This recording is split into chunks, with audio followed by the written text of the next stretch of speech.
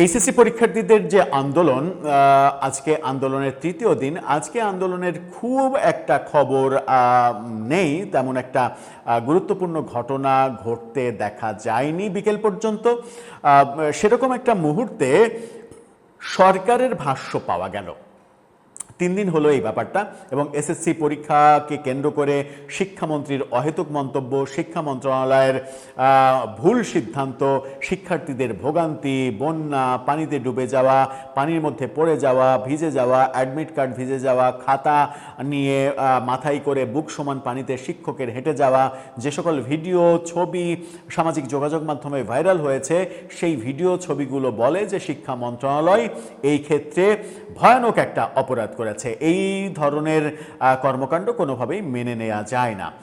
অন্যদিকে আবার শিক্ষামন্ত্রী মানে ছাত্রছাত্রীদের ব্রয়লার মুরগি বলে মানে নতুন রাজনৈতিক দলের আত্মপ্রকাশের সুযোগও দিয়েছেন। এই যে ব্রয়লার চিকেন পার্টি আত্মপ্রকাশ করেছে সামাজিক যোগাযোগ মাধ্যমে, সেটাও এই ঘটনার মাধ্যমে হয়েছে। কিন্তু সরকার ব্যাপারটাকে পাত্তা দিতে চাইছে না। সরকার যেটা বলছে সেটা হচ্ছে যে এই তুচ্ছ ঘটনা, গুটি কয়েক শিক্ষার্থীর এই ঘটনাকে গুরুত্বই দিচ্ছে না সরকার। স্বরাষ্ট্রমন্ত্রী এমন বক্তব্যই আজকে দিয়েছেন।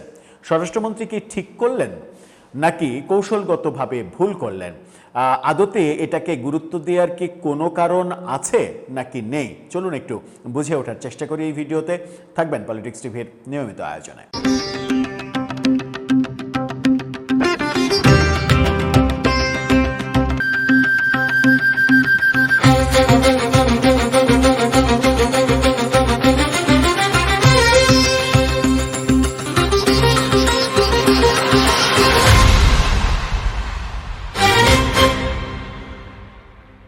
ডক্টর ইউনূসের আমলে আমরা বারবার বিভিন্ন আন্দোলনের প্রেক্ষাপটে শুনেছি ছাত্রলীগ ঢুকে গেছে, আর আনসারের আন্দোলনে ওখানে আওয়ামী লীগ ঢুকে গেছে, আনসার লীগ হয়ে গেছে।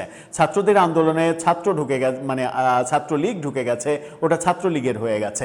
এরকম বারবার রিক্সা শ্রমিকদের আন্দোলনে ওখানে রিক্সা লীগ হয়ে গেছে। এরকম ন্যারেটিভ তৈরি করার চেষ্টাগুলো আমরা দেখেছি, যেগুলো পুরোটাই মিথ্যা ছিল বলে আমাদের মনে হয়েছে, কারণ সেগুলো প্রমাণ করতে পারেনি যারা অভিযোগ করেছে।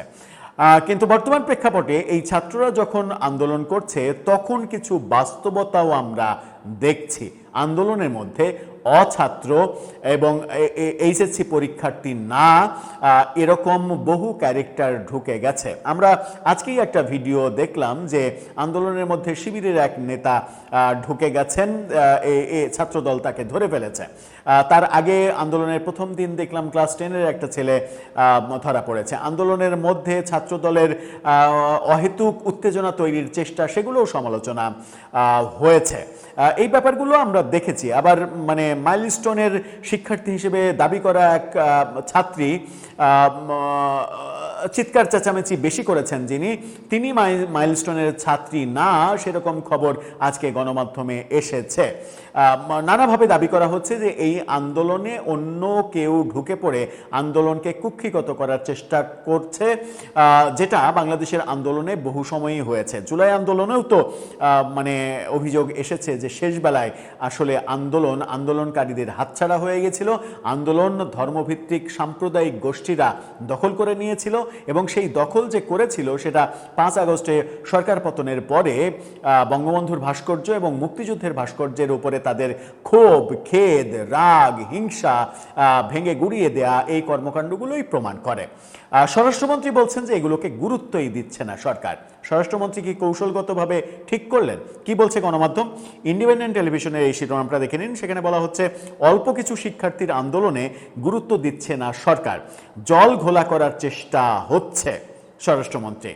অর্থাৎ স্বরাষ্ট্রমন্ত্রী বলছেন যে এই ঘোলা পানিতে মাছ শিকার করার একটা চেষ্টা চলছে। যে আলোচনাটা করলাম, কি বলছেন একটু জেনে নিই, তারপরে তিনি ঠিক বললেন নাকি কৌশলগত ভুল করলেন সেটা আলোচনা করব।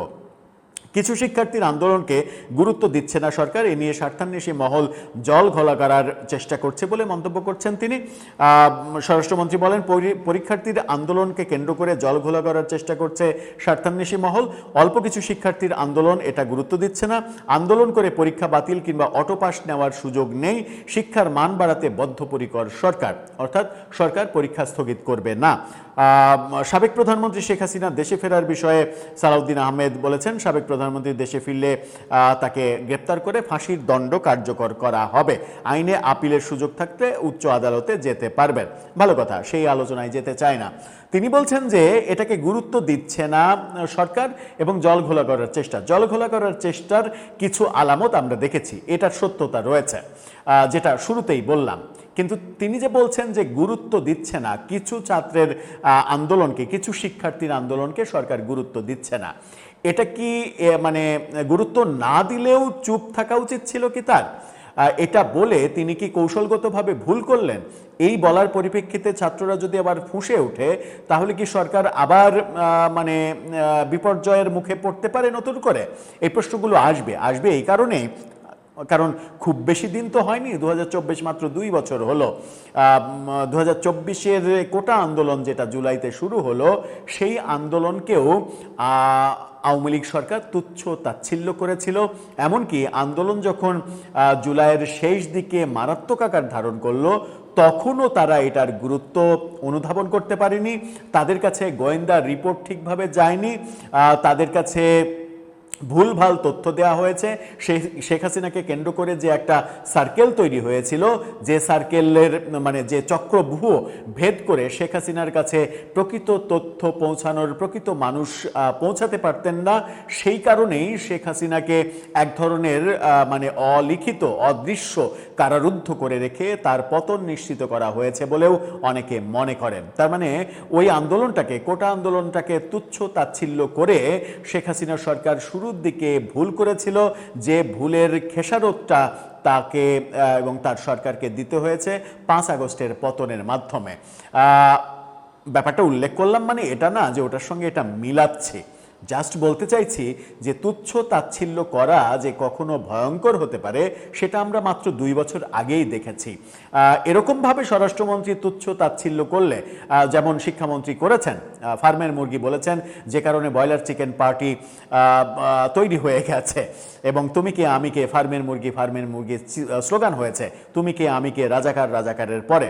সুতরাং একটা সিমিলারিটি তো রয়েছে, এই সিমিলারিটিটা হয়তো বাস্তবতায় রূপান্তরিত হবে না, কিন্তু সরকার যদি এই ব্যাপারে সচেতন না থাকে, এই ধরনের সব কথা, সব কৌশল যদি ওপেনলি বলে ফেলে, তাহলে কিন্তু আজকে বিপদ আসছে না, আগামীকালকেও যে বিপদ আসবে না সেটার কিন্তু গ্যারেন্টি দেওয়াটা খুব মুশকিল হবে।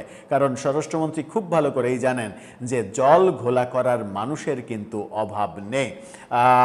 দৃশ্যমান তাদের বিরোধী দল এনসিপি, জামাত তো রয়েছে, তাদের ব্যাপারে মানে তাদের সচেতন হওয়া দরকার।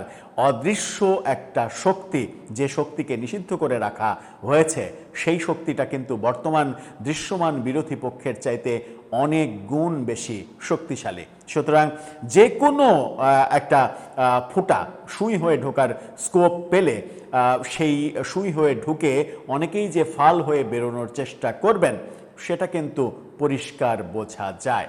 দর্শক, আপনার কাছে কি মনে হয়? আপনার মতামত জানিয়ে লিখতে পারেন আমাদের কমেন্ট বক্সে।